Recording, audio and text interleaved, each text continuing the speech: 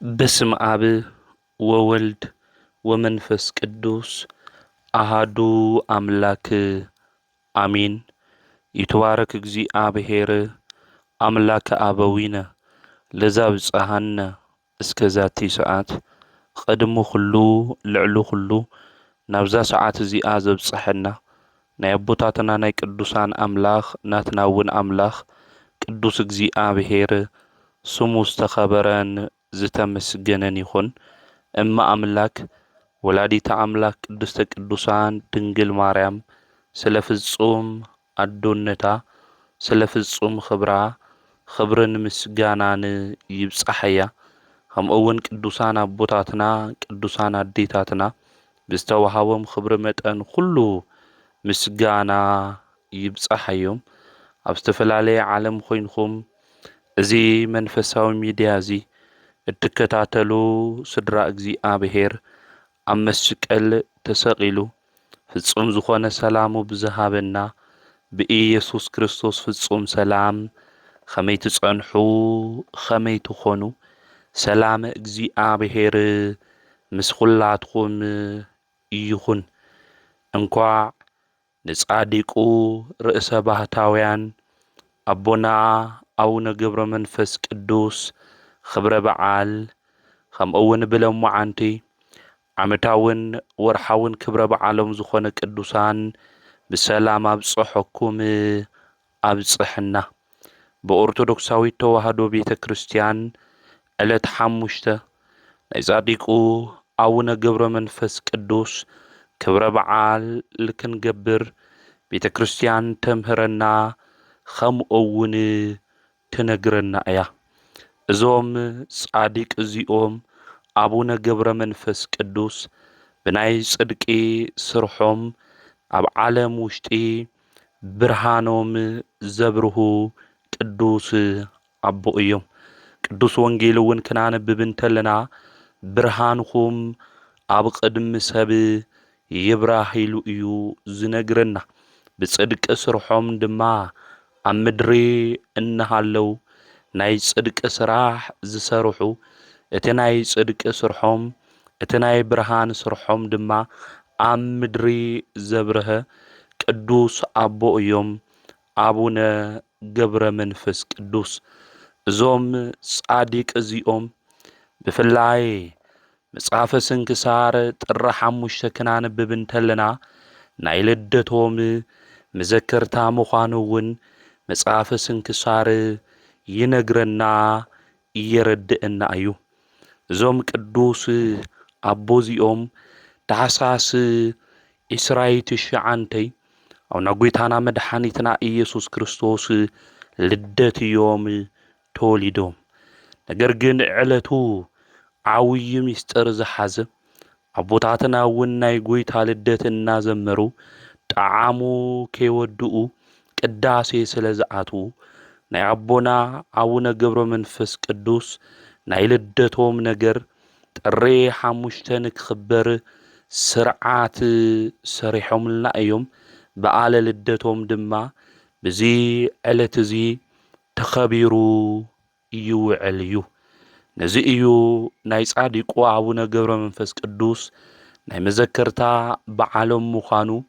تري حموشته بيت كريستيان التامهرنا مصحف سنكسار ون زنقرنا نزي إيو زوم صادق زيوم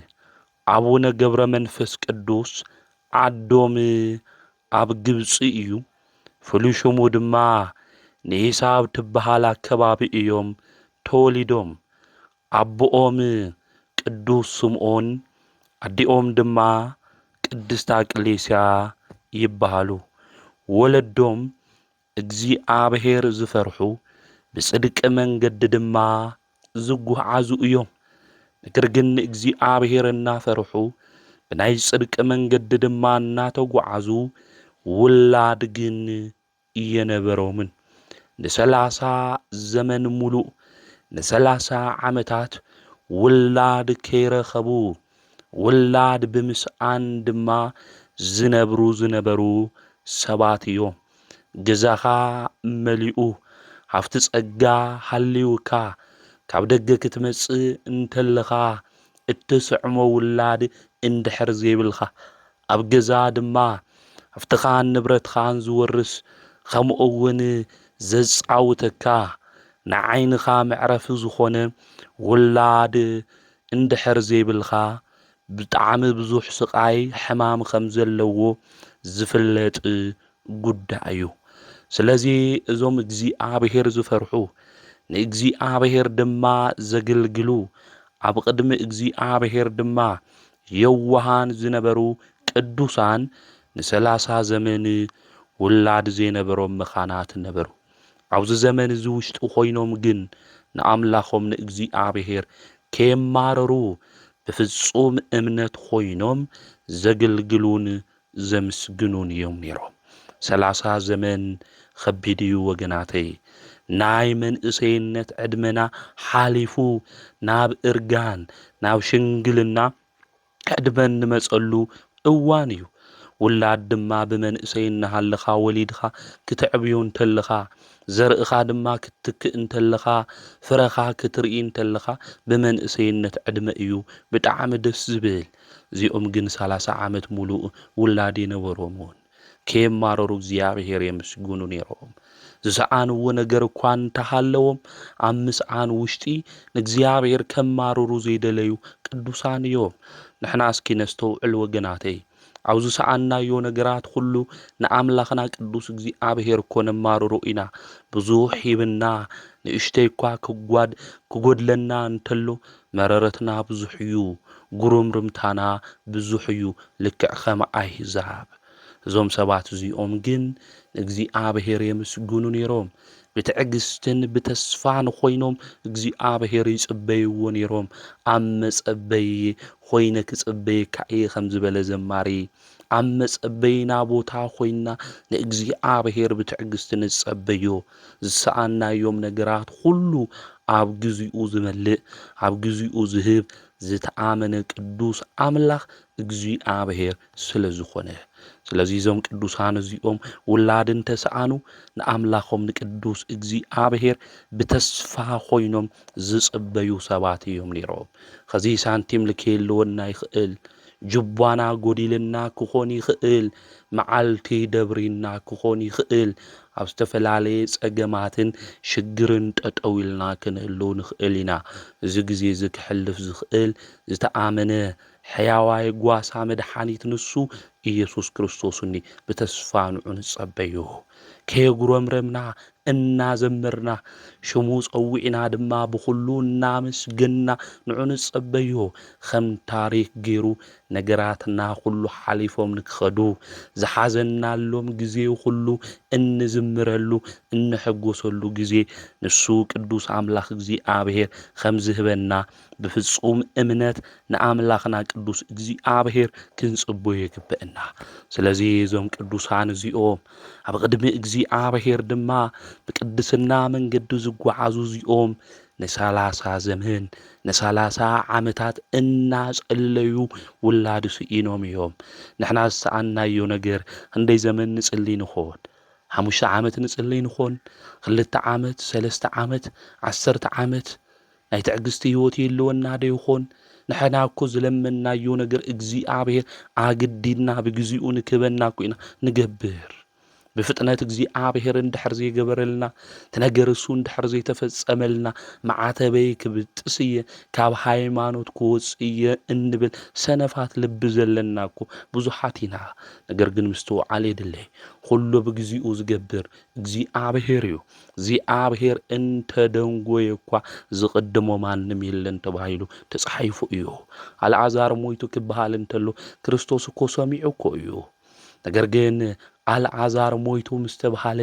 ሓሚሙ እናሃለየ ኣልዓዛር እኮ ምምጻእ ይኽእል ነይሩ እዩ ክርስቶስ። ነገር ግን መዓዝ መጺኡ ምስ ሞተ ኣልዓዛር ድሕሪ 4 መዓልቲ ምስ ተቐበረ መጺኡ። ኣልዓዛር ኣብ መቃብር እዩ ዘሎ። ንስኻ ተትህልው ነርኻ መምህር ሓወይ እኮ የሞቲ ኢላ ተናጊራ ነይራ ሓፍቱ። ማርያምና ማርታ እውን ምስ ረኣየኦ ናብ ጎይታ ኸይደን በኼን እየን። ከይትብኸያ ብኣይ ዝኣምን የሞት ትንሣኤን እውኢሉ ጐይታ ተናጊሩ ካብ ጐይታ ቐዲሞም ካብ ክርስቶስ መጺኦም ዘጽናዕንዑ ዝቐበሩ ሰባት እኒኡ ኣልዓዛር ኣበይ እኒኡ በለ በኺዩ ክርስቶስ ፍጹም ሓዚኑ ኣልዓዛር እውን ይፈትዎ ስለ ዝነበረ በኸየ መድሓኒትና ንሱ ኢየሱስ ክርስቶስ 2000 በኺዩ ጐይታ መድሓኒት ኢየሱስ ክርስቶስ ኣብ መዋዕለ ስጋዌ እቲ ሓደ ኢየሩሳሌም ክሪኣ እንተሎ ባጋንንቲ ተኸቢባ ብሕማቕ ስርሓ ክሪኣ እንተሎ ንኢየሩሳሌም በኺላ ከምኡ እውን ንኣልዓዛር ይፈትዎ ስለ ዝነበረ በኺዩ ኣበይኒ ኣልዓዛር ኣበይኹም ቀቢርኹም ክብል ናብቲ መቃብር ወሲዶሞ እቲ ናይ መቃብር በርን ክኸፍትዎ ድማ ኣዚዝዎም ኣብዚ ግዜ እዚ ጨይኑ እዩ 4 መዓልቲ ገይሩ እዩ ክብልዎ እንተለው ግድ የለ ኢሉ ኣልዓዛር ኣልዓዛር ኣልዓዛር ኢሉ ምስ ፀውዖ ግን ኣልዓዛር ካብ መቃብር ተንሲኡ መጺኡ መድሓኒትና ንሱ ኢየሱስ ክርስቶስ ናይ መወዳእታ ሓዘን በጻሒ ናይ መጀመርያ ድማ ንብዓት ሓባስ እዩ ንዑ ዝቅድሞ ማንም የለ ኣቀዲሞም ዝመጹ ዘጽናዕንዑ ሰባት ዝቀበሩ ነይሮም እዮም ኣልዓዛር ግን ክምልስዎ ይኽኣል ለኣልዓዛር ዝመለሶ ካብ ሞት ድማ ዘተንስኦ ጐይታ ንሱ መድሓኒት ኢየሱስ ክርስቶስ ስለዚ ተደንጎየ ንሱ ዝቅድሞ ማንም ከምዚ የለ ፈሊጥና ነገራትና ሁሉ ንዑ ክንነግሮ ብምስጋና ደረረትና ይኾንና ክንነግሮ ዝግበአና ሎሚ መብዛሕቲና ነገራት ሁሉ ስለ ዝኸብደና ናብራ ስለ ዝኸብደና ህይወት ድማ ብጣዕሚ ፈታኒት ስለ ዝኾነት ካብ ምስጋና ቅዲምና ኣብ ጸሎት ጠጠው ክንብል እንተለና ነገራትና ሁሉ ኢና ብመረረት ንእግዚአብሔር እንነግሮ ሕቶና ኢና እናቅድም መጀመርያ ክቅድም ዝግብኦ ምስጋና እዩ ዕድመን ጤናን ስለ ዝሃብኻኒ ኣብ ቅድሚኻ ጠጠው ኢለ ሹምኻ ክጽውዕ ስለ ዝገበረኻኒ ኣምላኽ ሹምኻ ይባረኽ ኢልና ንኣምላኽና ንቅዱስ እግዚአብሔር ከነምስግኖ ብድሕሪኡ ድማ ዘድልየና ጉዳያት ሁሉ እኮ እግዚአብሔር ይፈልጥ ከምኡ እውን እቲ ዘድልየና ነገራት ሁሉ ንኣምላኽና ንቅዱስ እግዚአብሔር ክንናገር ይግበን ብምስጋና ዝተዓጀበ ሕቶ ክልወና እንእወን በይ ብመረረት ኮይና ስቁልና ዘይገበርካለ ዝልምንታይ ይኾነ ሓምዚ ኮይነ ከቢድኒ ናይካ ፍጥረት ይኾን ኮይደ ገለልና እናማረር ክንኾን ኣይግብእናይ ማለት እዩ እግዚአብሔር ዝገብሮ ነገር ሁሉ ንጽቡቕ እዩ ማለት እዩ ስለዚ ዞም ሰባት እዚኦም ንኣምላኾም ንቅዱስ እግዚአብሔር ብትዕግስቲ ተጸቢዮም ንዑ ድማ ይልምንዎ ነይሮም ኣምላኽና ቅዱስ እግዚአብሔር ድማ ብትዕግስቱ ኮይኖም ንዝልምንዎ ብልቢ ኮይኖም ድማ ናብኡ ዝቀረቡ ሰባት ሁሉ ናይ ልቦም ትምኒት ዝፍጽም ቅዱስ ኣምላኽ እዩ እግዚአብሔር እንደሻዕለም ሚናዩ እግዚአብሔር ፈጺምልና ይሆን እንደሻዕ ዝኾን ነገር እዚ ገበረልና ኢልናዮ እግዚአብሔር ትነገር እሱ ፈጺምልና ይሆን ስለዚ ምስተውዓል ልቢ ምባል የድሊ እዩ ማለት እዩ ናግዚአብሔር ኣምላኽና በብዙሕ መንገዲ ዝለምናዩ ነገር ፈጺምልና ከዝውን ንልምኑ ነገር ንእዩ ምክንያቱ ድሌትና ብዙሕ እዩ ትምኒትና ብዙሕ ነገር እዩ ስለዚ ንልምኖም ነገራት ሁሉ ኣምላኽና እግዚአብሔር ካብ ኃጢአት ወጻኢ ንኹልና ንክፍጽመልና ናቱ ቅዱስ ፍቃድ ይሁነል ስለዚ ናይ ኣው ነገር መንፈስ ቅዱስ ኣዲኦም ኣቅሌስያ ቅድስቲ ማለት እዩ ካብ ዕለታት ሓደ እዋን ናብ ቤተ ክርስቲያን ኣቲዋ ኣብ ኣብ ወልደ መንፈስ ቅዱስ እሊ ሆይና ማለት እዩ ጠጠው ኢላ ንእግዚአብሔር ውላድ ንክህባ እያ በብኽያት ሆይና ለሚናቱ 30 ዓመት ሙሉ እዛ ዶዚኣ እናነበአት ናብ መቅደሱ እናኸደት ንእግዚአብሔር ለሚናቶ እያ ፍረ ንክህባ ውላድ ንክህባ ጸርፋን ሓዘናን ሁሉ ድማ ካብኣን ካውግደላ ናብ እግዚአብሔር ኸይዳ ዛዶ እዚኣ ጸሊኣ ያማል ክትጸልይ እንተላ ድማ ካፍቲ ስእሊ ቃል ወፅእ ኽብሩ ካብ ሰማይ ካብ ምድርን ልዕል ዝብል ካብ ሚካኤል ካብ ገብርኤል ብኽብሪ ድማ ዝስተኻኸል ክህነቱ ከም መልከ ጸዲቅ ንጽህንኡ ከም ነቢዩ ኤልያስ ከም መጥምቀ መለኮት ቅዱስ ዮሐንስ ዝኾነ ብኽብሪ ካብ ነቢያት ካብ ሐዋርያት ዝስተኻኸል ምስኦም ማዕረ ዝኾነ ወዲ ክትወልዲ ኢኺ በላ ኣብዚ ግዜ እዚ ንዓኺ ጥራሕ ይኾነ ንዓለም ኩሉ እዩ ኣብዚ ግዜ እዚ ስላሴ ድማ ንዓ ባረኹዋ ናብ ገዛኹ እውን ብሰላም እተዊ በልዋ ኣብዚ ግዜ እዚ ደስ እናበላ ናብ ገዛኣ ኸደት እቲ ዝሓዘነትሉ እቲ ዝበኸየትሉ እቲ ገዛኣ ዓፂዋን እግዚአብሔር ዘማኸረትሉ እግዚአብሔር ሰምዓ ኣብ ገዛናት ዓፂና ዝለመናዩ ዝበኸናዩ እግዚአብሔር ይርኢ እዩ ንብዓትና ይምልከት እዩ ደኺምና ልብና ተሰይሩ ተጎዲኡ ናብኡ ክንምሕፀን እንተለና እግዚአብሔር ይሰምዕ እዩ። ስለዚ እግዚአብሔር ሰሚዑ ኩሉ ነገራት ድማ ከስተኻኽል ዝኽእል ቅዱስ አምላክ ምዃኑ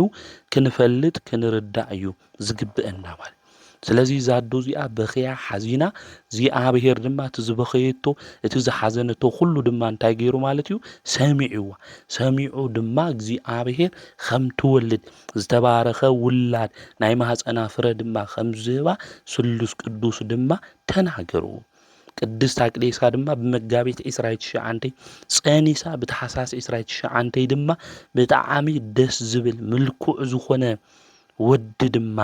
ወለደት። መልአኩ ቅዱስ ገብርኤል ብሰብ አምሳል መጺኡ ድማ ናይዙ ቆልዓ ሹም ገብረ መንፈስ ቅዱስ ይኹን ኢሉ ተናገራ። አብዚ ግዜ እዚ እዚ ህፃን እዚ ጻዲቅ እዚ አቡነ ገብረ መንፈስ ቅዱስ ኣብ ዝተወለደሉ ዕለት ንአብ ምስጋና ይኹን፣ ንወልድ ምስጋና ይኹን፣ ንመንፈስ ቅዱስ ምስጋና ይኹን ኢሉ 3 ሻዕ ሰጊዱ ንአምላኹ ንእግዚአብሔር አመስገነ። እምአፈ ደቂቅ ወህፃናት አስተዳለውከ ስብሐተ ኢሉ ልበ አምላክ ዳዊት ከምዝ ተናገረ። ካብ ህፃናት ካብ ዝጠብዩ ህፃናት ካብ ዝተወለዱ ምስጋና አዳለው ኢሉ ከምዝ ተናገረ ኣብ መዝሙር 8 እዞም ቅዱስ አቦ እዚኦም ንዕለቱ ንእግዚአብሔር እንታይ ገበሩ? አመስገኑ። ካብ ጸልማት ናብ ብርሃን ዘምጻእኻኒ ናብዚ ብርሃን ዝክወፅእ ዝገበርኻኒ ኣብ ወልድ መንፈስ ቅዱስ ምስጋና ይኹን ኢሉ ንስሉስ ቅዱስ ንስላሴ ድማ እዚ ቅዱስ እዚ አመስገነ። ጻዲቁ አቡነ ገብረ መንፈስ ቅዱስ ንሕና ምስ ዓበና ልብ ምስ ገበርና ምምስጋን እምቢ ዝበለና እኮ ብዙሓት ኢና። ካብ ምስጋና ኣብ ካሊእ ዓለም ውሽጢ ዘለና እኮ ብዙሓት ኢና። ናይ ምስጋና ልቢ ተዋሂቡና ንኣምላኽና ንቅዱስ እግዚአብሔር እናመስግነሉ ዕለትና ግዜ ንኹልና ክኾነልና ንኣምላኽና ናይ እግዚአብሔር ቅዱስ ፍቃድ ይኹነልና። ስለዚ እዞም ጻዲቅ እዚኦም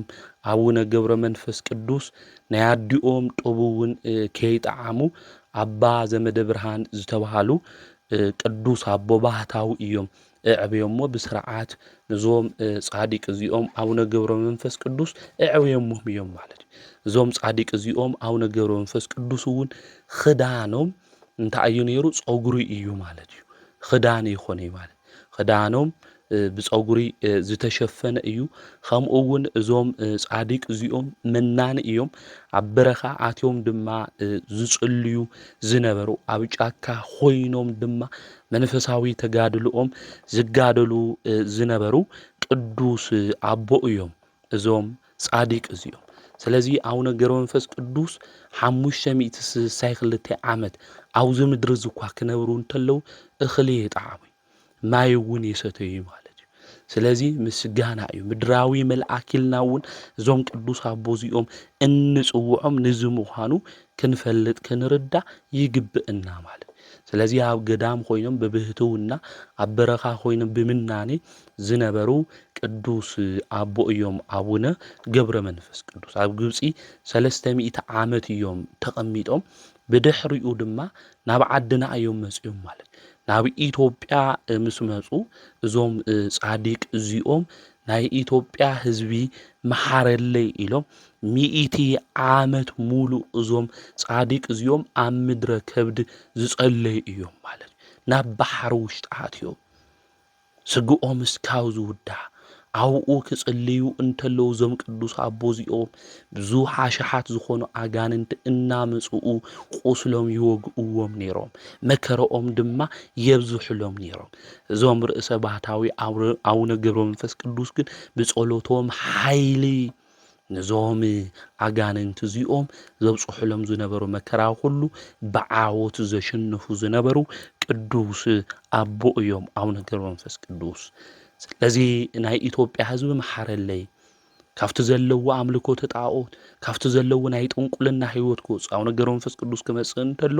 ኣብቲ ግዜ እሱ ናይ ጥንቁልና ናብ ዝተፈላለየ ነገር ዝሰርሑ ዝነበሩ ብዙሓት ሰባት ነይሮም እዮም። ስለዚ መሓረለይ ኢሎም 100 ዓመት ናብ ባሕሪ ኣትዮም ደሞም ፈሲሱ እስካብ ዝውዳእ ኣብ ምድረ ከብዲ እዞም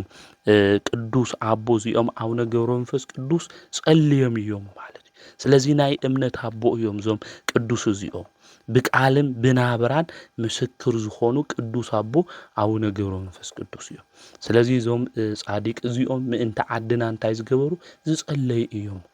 ጎይታና መድኃኒትና ኢየሱስ ክርስቶስ እውን ድሕሪ 100 ዓመት መጺኡ ተገሊጹሎም ሽሙኻ ዝጸውዐ እስካብ 15 ትውልድ ክምሕሮ እየ ምድሪ ኢትዮጵያ እውን ክምሕራ እየ ኣስራት ገይረ ሂበካኒ ኢሉ እዞም ቅዱስ እዚኦም ቃል ኪዳን ኣትይሎም እዩ ሽሙኻ ዝጸውዐ ናይ ሓዊ ባሕሪ ክሻገሪ ገድልኻ ዝጸሓፈ ዘንበበ ዝተርጎመ ዘምህረ መንግስተ ሰማያት ከኣትውዩ ኸማኻ እውን ንጹህ ክገብሩ እየ ኢሎም እዞም ቅዱስ እዚኦም ኣምላኽና ቅዱስ እግዚአብሔር ቃል ኪዳን ኣትይውሎም ስለዚህ ዞም አቦና እዚኦም ብጸሎት ልበርቱዑ እዮም ንጸሎት ኢዶም ክዝርግሑ እንተለው ቅንዕ ክብሉ እንተለው ዞም ቅዱስ እዚኦም 7 ሰማያት ከም መጋረጃ ተኸፊቶም ይሪኡ ነበሩ ኣጋእዝተ ዓለም ቅዱስ ሥላሴ ብሓድነት ብሰለስትነት ይምልከቱ ነበሩ ናብ መሬት ክሪኡ እንተለው ድማ እንጦሮንጦስ እዮም ዝምልከቱ ነይሮም ስለዚህ እግዚአብሔር ብዙሕ ሚስጥር ዝገልጸሎም ዝነበረ ቅዱስ እዮም ናብርኦም ኩሉም ሰዓራዊት እዩ ነይሩ እዞም ቅዱስ እዚኦም መዓዝኦም ድማ ፍሉይ እዩ ነይሩ ልቢ ዝምስጥ መዓዛ ዝነበረ ቅዱስ እዩ ምስኦም ድማ 60 አንበሳ 60 ነብሪ ነይሮም ብየማን ብቅድሚት ብድሕሪት ኮይኖም ምስኦም ናይ እግሮም ርጋጽ እናልሓሱ እናተመገቡ እዮም አንበሳና ነብሪ ዝኽተልዎም ነይሮም ናይ አንበሳ ምግቢ ንፈልጦ ኢና ስጋ እዩ ዝበልዕ ነብሪ እውን ከምኡ እዞም ጻዲቅ እዚኦም ግን እግሮም ክረግጹ እንተለው ናይ እግሮም ርጋጽ ወይ ከዓ ሓመድ ንኣራዊት ስንቅ ዝኾነ እዩ ስለዚህ ቅዱስንኦም ናይ ቅዱስና ህይወቶም ናይ ንጽህናኦም መንገዲ ብርሃን ኮይኑ ንኹሉ ትምህርቲ ዝኾን መምህር ዝኾን ዝነበረ ህይወት እዩ ነይሩዎም እዞም ቅዱስ እዚኦም እዚ ቅዱስ ጳውሎስ እውን ናይ እምነት ፍሮኦም እናተመልከትኩም ምሰልዎም ኢሉ ዝነገረና ናይ እምነት ፍሮኦም ናይዞም ቅዱስ እዚኦም ዝገርም እዩ ንጽህናኦም ቅዱስንኦም ሃዳጌ በቀልዮም ቂም ዘይሕዙ የዋህዮም ዞም ቅዱስ እዚኦም መከራን ዘብጽሑሎም ሰባት ናብ ገደል ንክሞት ኢሎም ንዝደብረይዎም ሰባት እግዚአብሔር አምላክ ንክምሕሮም ዝጽልዩ ዝነበሩ ቅዱስ አቦ እዮም ከቀትሎም ይሉ ዝነበረ after ዘመን እሱ ዝነበረ ንጉስ እግዚአብሔር አምላክ በመብረቅ ገይሩ ለቱ ንጉስ ቀትልዎ ነይሩ ንክምሕሮ እግዚአብሔር ዝጸልዩ ቅዱስ አቦ እዮም የዋሃን ብፁዓን እዮም ኢሉ ማቴዎስ ወንጌል ምዕራፍ 5 ክርስቶስ ዝነገረና አቡነ ገብረ መንፈስ ቅዱስ ልበሉ እዮም ቂም ዘይሕዙ ዝርህሩሁ ንኹሉ ዝርህሩሁ እዮም እዞም ጻዲቅ እዚኦም መከራን ዘብጽሕሎም ሰብ ዝርህሩሁ ንሕና ንርህርህ ደንኾን ዝኾነ ሰብ ተበዲልና መከራ ተብጽሕልና ንትሰብሱ ንርህርህሉ ደንኾን ኦ አምላኸይ መሐሮ ንብል ደንኾን እዞም ቅዱስ እዚኦም ግን የዋህ ስለዝኾኑ ዝመከራ ዘብጽሕሎም ሰብ መሐሮ ኢሎም ዝጸለዩ እዮም ቂም ዘይብሎም እዮም ስለዚህ የዋሃን ምድሪ ይወርሱ አልከዩ ናው ነገሩ መንፈስ ቅዱስ በዚህና ኮንና በቃል ኪዳኖም እንምሕፀን ደቆም ባርባዕቲኡ ማዕዘን ስለዚህ ዞም ቅዱስ እዚኦም ሃዳጌ በቀል ቂም ዘይብሎም እዮም ቅዱሳን ህይወቶም ክንምልከቶ ክንሪኦ እንተለና ስለዚህ ዞም ጻዲቅ እዚኦም ያው ዝቋላ ከምኡውን ኣብ ምድረ ከብድ ዝጽልዩ ዝነበሩ ናብ ባሕሪ ኣትዮም ከምኡውን ኢዶም ዘርጊሖም እዞም ቅዱስ እዚኦም ክጽልዩ እንተለው ኣብ ቁራ ውሽጡ ኮይኑ ሰይጣን መጺኡ ማያስቲን ኢሎም ንጻዲቁ አቡነ ገብረ መንፈስ ቅዱስ እኮ ተናጊሩ እዩ ኣብዚ ግዜ እዚ ጸሎቶም ከቋርጹ የደለዩ ዞም ጻዲቅ እዚኦም ኣብ ዓይኒ ዘሎ ማይ ስተይሎም ዓይኑ ድማ እዚ ኣብ ቁራ ውሽጡ ዘሎ ሰይጣን ኣጥፊኡዎም ኸይዱ ዓይኖም ቁራና በልዖ ናይ ክርስቶስ ፍቅሪ ዘይጎደሎም ባይጻብዕቶም ክከላኸሉ ዘይኸኣሉ ናይ ምርግጋዕ ልቢ ዘለዎም ቅዱስ አቦ እዮም አቡነ ገብረ መንፈስ ቅዱስ ንሕና ዝኾነ ነገር ክነኽእና እንተሎ ካብ ጸሎት ነቋርጽ ኢና ብዝተፈላለየ ሓሳብ ብዝተፈላለየ ምኽንያት ጸሎትና ነቋርጽና ኢና እንጽልይ ብተመስጦ ኮይና ጸሎትና ይንጽልይ አቡነ ገብረ መንፈስ ቅዱስ ግን ቁራ መጺኡ ዓይኖም እናበልዖም ካብ ክርስቶስ ፍቅሪ ዝፈልየኒ ማንም የለይ ምስኡ እየ ዝነጋገር ዘለኹ ኢሎም ባጻብዕቶም ዓይኖም ከጥፍኦም እንተሉ ኣይተኸላኸሉ ከመይ ዝበለ ምርግጋዕ እዩ ወገናተይ ንሕና ክንጽሊ እንተለና ከምዚ ዝበለ ምርግጋዕ ይህልወና ዶ ይኾን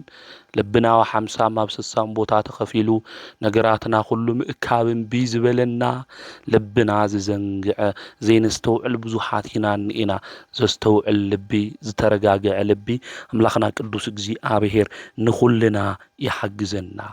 ስለዚ ዞም ጻዲቅ እዚኦም ዝባኸነ ህይወት የብሎሚ ዝተረጋግዐ ህይወት ዘስተውዕል መንገዲ ዝተጓዓዙ ቅዱስ እዮም እዞም ጻዲቅ እዚኦም ንእንስሳ ድማ ዝርህሩሁ እዮም እዞም ቅዱስ እዚኦም ስሳ አንበሳ ስሳ ነብሪ ክበሃወኩም ይክበሃሉ እንተለው እንታይ ክበልዑ እዮም ኢሎም ዝጸለዩ ቅዱስ አቦ እዮም ንህዝቡ ሁሉ መሐረለይ ዝበሉ እዮም እዞም ቅዱስ እዚኦም ካብ ሰብ ሓሊፉ ድማ ንእንስሳ ዝርህሩሁ ዝነበሩ ንእንስሳ ነፍስውን ዝርህሩሁ ዝነበሩ ቅዱስ አቦ እዮም አቡነ ገብረ መንፈስ ቅዱስ እዞም አቦና እዚኦም 562 ዓመት ከነብሩ እንተለው ሰብ ንምድሓን እዩ ማለት እዩ መንገድኻ ይፈለጡ ብናትኻ መንገዲ ይኸዱ እግዚአብሔር አምላክ የምልኹ ስለዚ ብናኻ መንገድን ክኸዱ ንዓኻ ድማ ንከምልኹኻ እናበሉ 562 ዓመት ዝጸለዩ ቅዱስ አቦ እዮም እዞም አቦና አቡነ ገብረ መንፈስ ቅዱስ ማለት ስለዚ ዞም ጻዲቅ እዚኦም ምግባረ ብሉሽን ዝነበረ ሰብ ናብ ጽድቅ መንገዲ ንክመጽእ ዝጽሊ ንሕናውን ኃጢአት በደል ዝገብራው ዝሙታ ክፋት ለሎ ሰብ ዝወደቀ ሰብ ንክምለስ ኃጢአቱን ንገልጽ ዘይኾነስ ካብቲ ኃጢአቱ ካብቲ በደሉሱ ንክምለስ ናብ አምላኽና ናብ እግዚአብሔር እንጽሊ ክንኾን እዩ ዝግብአና ማለት ስለዚ ዞም ጻዲቅ እዚኦም ንብዙሓት ሰባት ካፍቱ ዝነበሮም ሕማቅ መንገዲ ናብ ጽድቅ መንገዲ ንክመጹ በብርሃን መንገዲ ድማ ከመላለሱ ዝገበሩ ቅዱስ አቦ እዮም ማለት እዞም አቦና እዚኦም ጻዲቁ አቡነ ገብረ መንፈስ ቅዱስ ንስሉስ ቅዱስ አጋእዝተ ዓለም ስላሴ ብዝባኖም ታይ ዝገበሩ ዝሓዘሉ እዮም ማለት እዩ ብዝባኖም ዝሓዘሉ እዮም 562 ዓመት ድማ ብጸሎት በተጋድሎ ዝነበሩ እቲ ናይ ቅዱሳን ማዕረግ ንብሎ ናመወዳእታ ነጽሮተ ስሉስ ቅዱስ ከምኡውን ክዳኖም ሓዊ ምዃን እቶም መበል 10 ማዕረግ ለለ ቅዱስና ዝበጽሑ እዮም በመብረቕ እውን ተጻይኖም ዝጓዓዙ ዝነበሩ ቅዱስ እዮም ግርማይውን አጎናጽፈካ እየሉ እግዚአብሔር ተናጊሩዎም ሕዋትካ ቅዱሳን እውን ከኽብሩካ እዮም ዝተባሉ ቅዱስ እዮም ማለት እስካብ ሸውዓይ ሰማይውን ብቅጽበት ዝኸዱ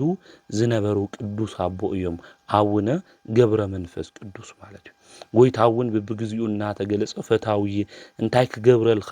ክብሎም እንተሎ አውሲኡሉ ዘለው መሐረለይ እናበሉ ናብ አምላኾም ናብ እግዚአብሔር ዝጸልዩ ዝነበሩ ቅዱስ አቦ እዮም አቡነ ገብረ መንፈስ ቅዱስ ገባሬ መንከራት እዮም ምድራዊ መልአክ እዮም ርእሰ ባህታዊ እዮም እዞም ቅዱስ አቦና እዚኦም ከምኡውን ካብ ቦታ ናብ ቦታ እውን ዝተሰደዱ እዮም ዝሰደዱ ብፁዓን እዮም ከም ዝብል ቅዱስ መጽሓፍ እዞም አቦ እዚኦም እውን ካብ ግብጺ ናብ ዓድና መጽኦም እውን ተሰዲዶም እዮም ማለት ስለዚ እዞም ጻዲቅ እዚኦም አቡነ ገብረ መንፈስ ቅዱስ ብዙሕ ተጋድሎ ዝተጋደሉ ቤትና ቅድስተ ቅዱሳን ድንግል ማርያም እውን እናተገለጸት ተባርኾም ዝነበረት ቅዱስ አቦ እዮም ማለት እዩ ሁሉ ሸዓውን አምላኾም ቅዱስ እግዚአብሔር ዘመስግኑ ዝነበሩ ጻዲቅ ቅዱስ አቦ እዩ 562 ዓመት ሙሉ ዘይበልዑ ስለ ጽድቅ ኢሎም ዝጠመዩ ማለት እዩ አማና ሰብ እዮም ነገር ግን 562 ዓመት ምንም ነገር ከይበልዑ ለሁሉ ነገር ተዓጊሶም ዝተጓዓዙ ቅዱስ አቦ እዮም አቡነ ገብረ መንፈስ ቅዱስ ንእግዚአብሔር እውን በፍጹም ፍቅሪ ኮይኖም ዘገልገሉ እዮም ዞም ዘገልገሉ ቅዱሳን ድማ ንአምላኽ እዮም እግዚአብሔር አምላኽና አገልግሎቶም ድማ አምላኽና ቅዱስ እግዚአብሔር አይርሰይ ማለት እዩ ስለዚ ዞም ጻዲቅ እዚኦም ስለ ዓድና 100 ዓመት ኣብ ባሕር ውሽጢ ኣትዮም ዝጸለዩ ዓይኖም ቋቁራ ክበልዑ እንተሎ ካብ ክርስቶስ ፍቅሪ ዘይጎደሉ ናይ ምርግጋዕ ልቢ ዝነበሮም ቅዱስ አቦ እዮም ብዙሓት እውን ብፍላይ ምግባረ ብሉሽ ዝነበረ መኖክሴ ዕድመተቶ እግዚአብሔር እኮ ዝኽሪ ክገብር ይሉ ሓሲቡ ነይሩ ስለናይ ይሉ እዚ መኖክሴ እዚ ምግባረ ብሉሹ ብጽድቅ መንገዲ ዘይኸድ ዝነበረ መኖክሴ እዩ ይሞት ነገር ግን አቀዲሙ ታይብል ዕድመት ይብል እግዚአብሔር ናው ነገር መንፈስ ቅዱስ ዝኽሪ ክገብር ይብል ስለዚህ ዝሰብዚ ምግባረ ብልሹ ስለነበረ ምስ ሞተ ፍርዱ ታዩ ላውሲኦል ይማ አው ነገር መንፈስ ቅዱስ ግን መጽኦም ማለት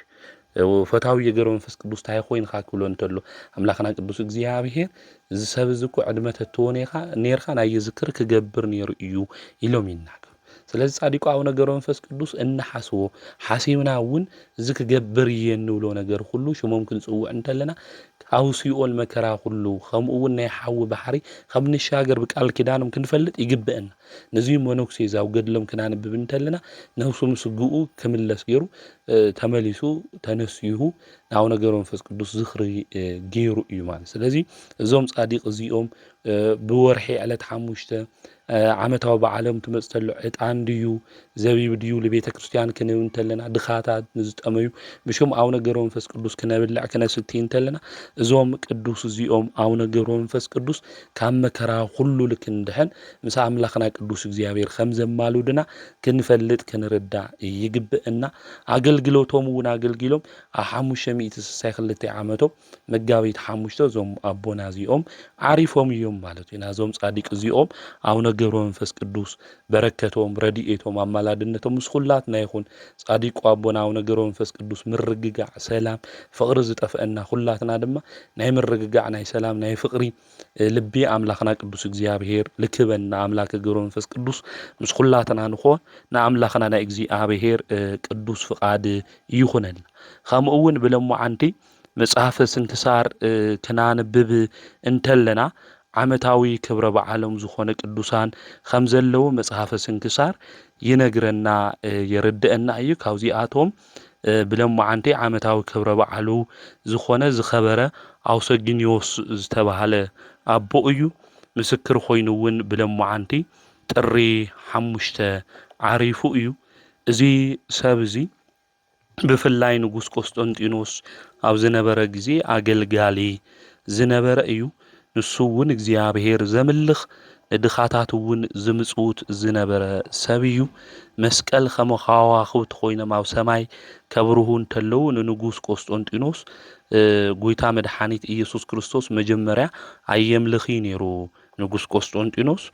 ናይ መስቀል ምልክት ኣብ ሰማይ ክረአይ እንተሎ ግን እዚ ዝኸበረ ሰብ እቲ ዝተገለጸ እንታይ ምዃኑ ነጊርዎ እዩ ጎይታ መድኃኒት ኢየሱስ ክርስቶስ ብዚ ምልክት እዚ ጸላእትኻ ከተሽንፍ ኢኻ ከም ዝብሎ ዘሎ ነጊርዎ እዩ ቆስጠንጢኖስ እውን ሰራዊቱ ሒዙ ኣብ ሰራዊቱ እውን ናይ ቅዱስ መስቀል ምልክት ምስ ገበረ ዘሽንፎ ማንም የነበረ ና ክርስቶስ ሹም ድማ ኣብቲ ግዜ እሱ ዝጸውዐ መን እዩ እንድሕሪልና እዚ ዝኸበረ አውሰጊኒዮስ ዝተባሃለ ሰብ እዩ ካሊእ ዝተናገረ የለ ቆስጠንጢኖስ ብዝኸበረ መስቀል ምልክት ጸለእቱ ምስ ተሸነፈ ኣብቲ ግዜ እሱ ሓቀኛ ክርስቲያን ኮይኑ ናይ ክርስትና እምነት እውን ልዕል አቢሉ እዩ ማለት እዚ ቅዱስ አውሰጊኒዮስ እውን ዕድምኡ 110 ዓመት እስካብ ዝኾን ምስ ቆስጠንጢኖስ ዘመነ መንግስቲ ዝነበረ ብድሕሪኡ ኦልያኖስ እዩ ነጊሱ ማለት በኦልያኖስ ምስ ነገሰውን እዚ ሰብዚ ሸምጊሉ አሪጉ ነይሩ እዩ በሓደ እዋን ኣብ አንጾኪያ ከተማ አፍቲ አደባባይ ክመላለስ እንተሎ እዚ አቦዝ ዝኸበረ ክልተ ሰባት ይባአሱ ዞም ሰባት እዚኦም ክባአሱ እንተሎ ኣብ ማእኸሎም ኸይዱ አተዓሪቅዎም ሰላም ድማ ገይሩ እዚ ምስ ገበረ ደስ ዘይበሎ ሰብ ድማ ነይሩ አረጋዊ ሰብዩ ሰብ ክባአስ እንተሎ ድማ ክነተዓረቅ እምበይ ሰብ ክናባአስ ይብልናይ ብህይወትና ዘተዓረቁ ድማ ብፁዓን እዮም ኢሉ ቅዱስ መጽሐፍ ዝነግረና ኣብ አንቀጸ ብፁዓን ማቴዎስ ወንጌል ምዕራፍ 5 ክናንብብ እንተዞም ቅዱስ አቦ እዚኦም ድማ አተዓሪቆም ሓደ ክፉእ ሰብ ነይሮ ናፍቲ ንጉስ ኦልያኖስ ኸይዱ ድማ ነገር ሰሪሑ ማለት ክፉእ ነገር ማለት እንታይ ኢሉ ተናገሩ አውሰጊኒዮስ ብናይ ባዕሉ ፍቃድ ገዛኢ ፈራድ ዳኛ ኮይኑ ኢሉ እቲ ንጉስ ድማ ብጣዕሚ ተናዲዱ ነቲ ቅዱስ እውን ጸዊዕዎ ማለት መን ይሾይምካ ዳኛ ፈራድ ገዛኢ መን ይገይርካ እዚ ዝኸብረ አውሰጊኒዮስ ግን ከምዚ ኢሉ ተናገሩ ነፍሱ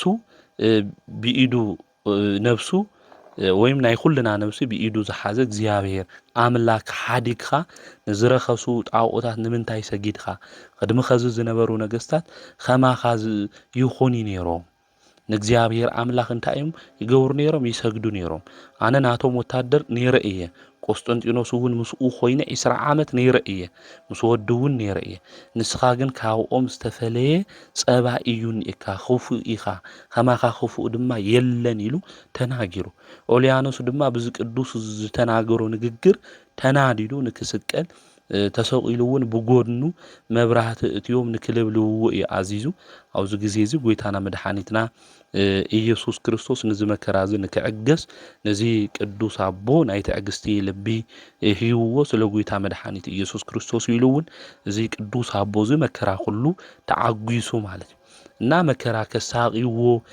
እንተለው ብዙሕ ስቅያት ገይሮም እግዚአብሔር ግን ካብ ፈተና ካብ መከራ ሁሉ የድሕኖ ነይሩ ለው እንድሕር ኣሚንና ፈተና ይምፃእ መከራ ይኹን ዝተፈላለየ ነገር ሁሉ ካብ ሁሉ ከምልጠና ክሕልፈና ዝኽእል ሓይሊ ዝህበና ኣምላኽና ቅዱስ እግዚአብሔር እዩ ማለት ኣብ መወዳእታ ግን ርእሱ ብሰይፊ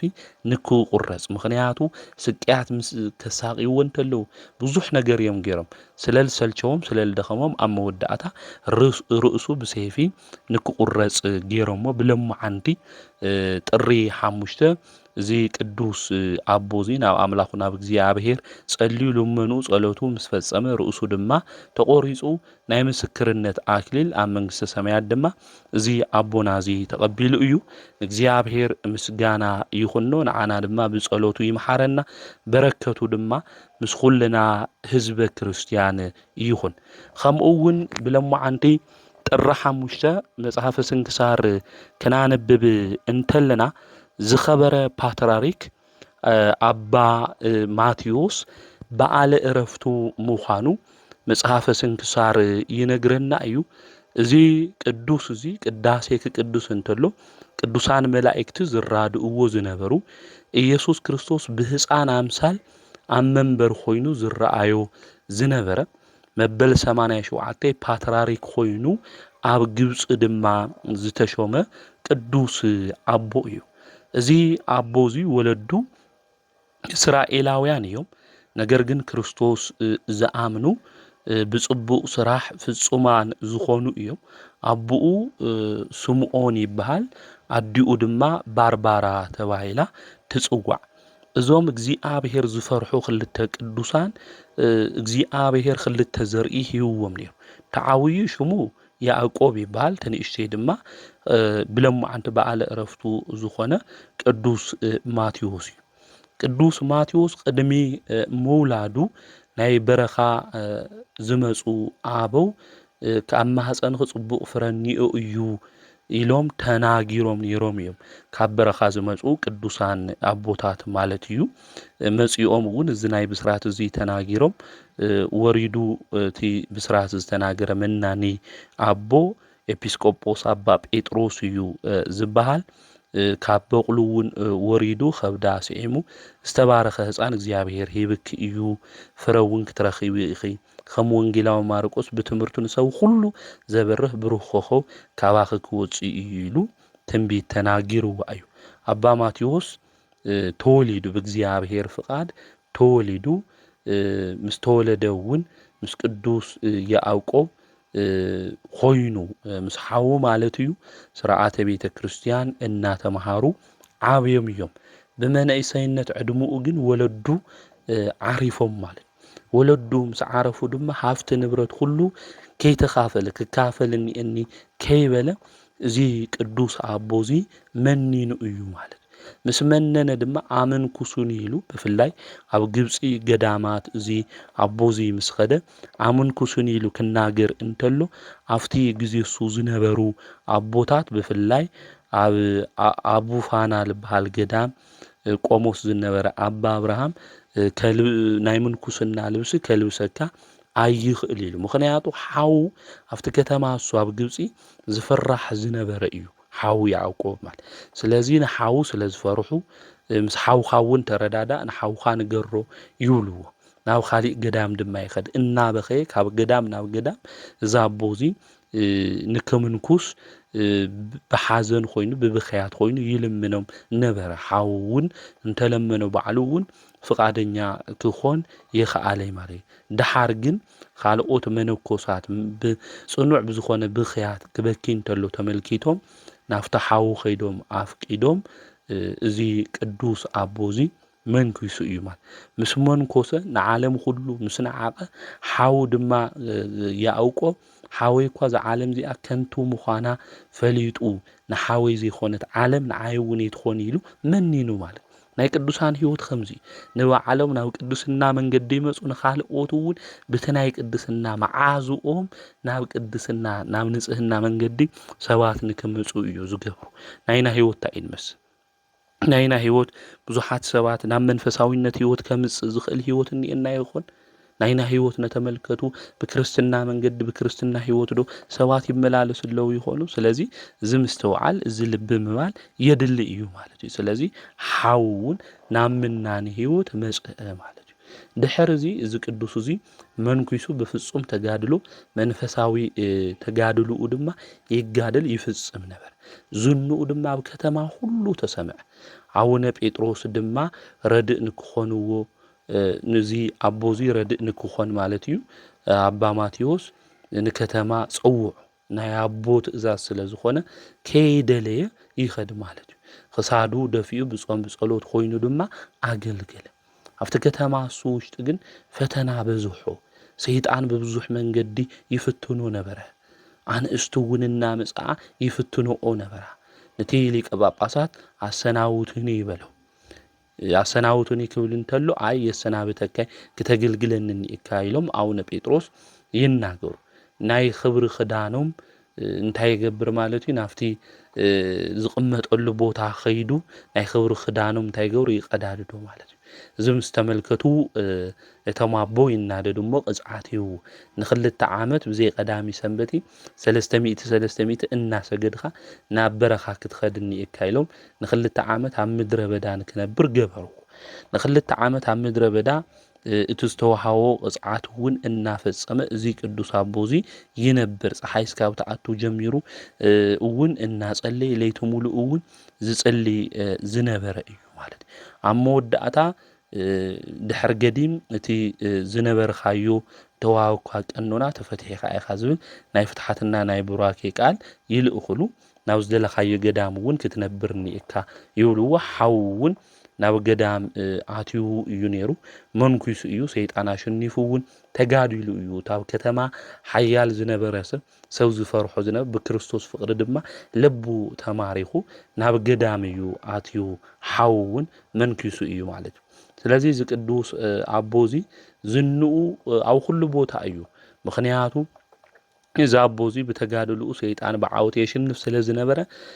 ዝንኡ ይስማዕ እዚ ቅዱስ ኣቦዚ እናተባሃለ ከምኡውን ቅስና ተቀቢሉ ስለ ዝነበረ ክቅድስ እንተሎ እዚ ቅዱስ ኣቦዚ ኣምላኽና መድኃኒትና ኢየሱስ ክርስቶስ ህፃን መሲሉ ይረአዮ ነበር ኣብ መንበር ኮይኑ ህፃን መሲሉ ይረአዮ ነበር መላእክት እውን ኣብ ቅዳሴኡ ይሕግዝዎ ነበር እቲ መምህሩ እውን እግዚአብሔር ገሊጹሉ ይምልከት ነበር ካህናት እውን ዝና ተመልከቱ እንታይ ገብሩ ነይሮም የድንቁ ነይሮም ማለት እዩ አውዚ ግዜ እዚ ዝንኡ ነተሰምዐ ተኸተሎ ካብ ሓደ ገዳም ናብ ካልእ ቦታ ካብ ሓደ ገዳም ናብ ካልእ ቦታ ኢሉ ስደት ነይሩ ውዳሴ ከንቱ ስለ ዝጸልአ ንሕና ኣብዚ ግዜ እዚ ንእሽተይ ዝኾነት ነገር እግዚአብሔር ጸጋ እንድሕር ይብና ታጸጋሳ ልዕል ክነብል ብዙሕ ፕሮፓጋንዳ ኢና እንሰርሕ ንሕና እዞም ቅዱስ ኣቦዚኦም ግን ካብ ሓደ ቦታ ናብ ካልእ ቦታ እዮም ዝኸዱ ነይሮም ውዳሴ ከንቱ ንከይኾኖም ማለት እዩ ከምኡ እውን ኣብ በረኻ ኸይዶም እዞም ኣቦዚኦም ዝጸልዩ መንፈሳዊ ተጋድሎኦም እውን ዝጋደሉ ዝነበሩ እዮም ማለት እዩ ኣብ ሓደ ገዳም ምስ ኸዱ ግን ኣብኡ ዝነበር ሓደ ኣቦ ንብዙሓት ኣቦ ክትኸውን ኢኻ ኢሉ ይነግሮም ኣብዚ ግዜ እዚ ከምኡ ኢሉ ክናገሮም እንተሎ እዚ ኣቦዚ ምክንያቱ ዝረአዮ ነገር እዩ ነዚ ኣባ ማቴዎስ ይነግሮ ማለት እዩ ኣብዚ ግዜ እዚ ምስ ነገሮ ውዳሴ ከንቱ ከይኾነኒ ላበረኻ ተኸተሎ ኢዱ እውን ክዝርግሕ እንተሎ ኣብ ቅዳሴ ግዜ ሸውዓተ ሰማያት ተኸፊቶም ይምልከት ነይሩ ነታሕቲ ክርኢ እንተሎ ድማ እንጠሮንጦስ ዝምልከት ዝነበረ ቅዱስ ኣቦ እዩ ማለት ስለዚ ብዚ ተጋድሎ እዚ ክነብር እንተሎ ካብ ገዳም ናብ ገዳም እውን ክኸድ እንተሎ ኣብ ጸሎት እናሃለየ ናይቲ ዓዲ ፓትርያርክ ዝነበረ ሊቀ ጳጳሳት ኣባ ገብርኤል ምስ ዓረፈ ዛቦ እውን ተናጊሩ ነይሩ ልኡ ንክሸይምዎ ፓትርያርክ ክትሽየም ኢኻ ናይ ግብፂ ፓትርያርክ ክብልዎ እንተለው መልሓሱ እንታይ ገብሮ ይቆርጾ ማለት እዩ ምክንያቱ ኣካል ጎደሎ ዝኾነ ኣካል ፓትርያርክ ክኾን ይኽእል መልሓሱ እንድሕር ሌለ ዓይኑ እንድሕር ጎደሎ ኮይኑ ከገልግል ይኽእል ስለዚ ኣብዚ ግዜ እዚ ሹመት ስልጣን የደሊ እዩ ኣብዚ ግዜ እዚ ሹመት ስልጣን ልክህልወና እንደይ ነገር ኢና ንገብር ብልተፈላለየ ነገር እውን ተኸፋፊልና ኢና ኣብዚ ግዜ እዚ እግዚአብሔር ለሃበና ሰማያዊ ስልጣን እኳ ሒዝና ብዘረኝነት ይኹን ብዝተፈላለየ ነገር ብዓሌት ብዙሕ ነገር ተፈላሊና ኢና ማለት እዩ እዞም ኣቦ እዚኦም ግን ፓትርያርክ ይኾኑ ኢሎም ፓትርያርክ ለይ ምዃን ኢሎም መልሓሶም እንታይ ገይሮም ቆሪጾም እዮም እምቤትና ቅድስተ ቅዱሳን ድንግል ማርያም ግን ናብኦም ኸይዳ እዚ ናይ ወደይ እንታይ እዩ ፍቃድ እዩ ኢላ ዘድሕን ቅብኣት ቀቢኣ መልሓሱ ከምቲ ዝቀደመ ንክኾን ጌራትሎም እያ ናብ እስክንድርያ እውን ወሲዶሞ ብነሓሰ 16 ኣምላኽ ብዝወለደት ብእምቤትና ቅድስተ ቅዱሳን ድንግል ማርያም በዓል ሊቀ ጳጳስ ኮይኖም ፓትርያርክ ኮይኖም ተሸይሞም እዮም እዞም ኣቦ እዚኦም ምስ ተሾሙ እውን ካብ ሰማይ ይደልዎ ልብል ቃል ተሰሚዑ ናብ ወንጌል ማርቆስ ርእሱ እውን መጽያ ናብ ላዕለ በሪራ ንዚ ቅዱስ ኣቦ እዚ ስዒማቶ እያ ማለት እዩ ስለዚ እዞም ኣቦ እዚኦም ብዚ መንገዲ እዚ ፕትርክና ተቐቢሎም ኣብ ቁርባን ግዜ እውን ክጽልዩ እንተለው እዞም ኣቦ እዚኦም ብዙሕ ምስጢር እዩ ዝግለጸሎም ነይሩ ብዓርብን ብረውዕን ድማ ናብኦም ዝመጽእ ሰብ የነበረይ ብጸሎት ዝብርትዑ ካብ ገዝኦም ዘይወፁ እዮም ነይሮም እዞም ቅዱስ ኣቦ እዚኦም ኣብቲ ዓዲሱ ዝነበረ ናይ ግብፂ ካሊፍ እውን ናብ ቤተ መንግስቱ ወሲዱ ደብዲብዎም ነይሩ እዩ ብዙሕ ስቅያት ምስ በጽሖም ለምቤትና ቅድስተ ቅዱሳን ድንግል ማርያም እውን ኣሰናብትኒ ኢሎም ክጽልዩ እንተለው እዞም ቅዱስ እዚኦም ዝተዓርፈሉ ግዜ በጽሑ ኢላ ቤትና ቅድስተ ቅዱሳን ድንግል ማርያም ተገሊጻ ነጊራቶም እቲ ህዝቡ ሁሉ ተሰናዊቱ ኣብኡን ዝነበሩ ሁሉ ድማ ባሪኾም ሕማሞም ስለልጸንዖም እዞም ኣቦ እዚኦም ብለምዓንቲ ጥሪ 5 ዓሪፎም እዮም ንእግዚአብሔር ኣምላክ ከግልግሎም ማለት እዩና ንእግዚአብሔር ምስጋና ይኹኖ ንዓና እውን በዞም ኣቦ እዚኦም ጸሎት ይምሐረና በረከቶም እውን ምስ ኩልና ህዝበ ክርስቲያን ይኹን ዘምህረና ዝገሰጸና ናይ አቦታትና አምላክ ቅዱስ እግዚአብሔር ስሙ ዝተኸበረን ዝተመስገነን ይኹን ወስብሐት ለእግዚአብሔር ወወላዲቱ ድንግል ወለመስቀሉ ክቡር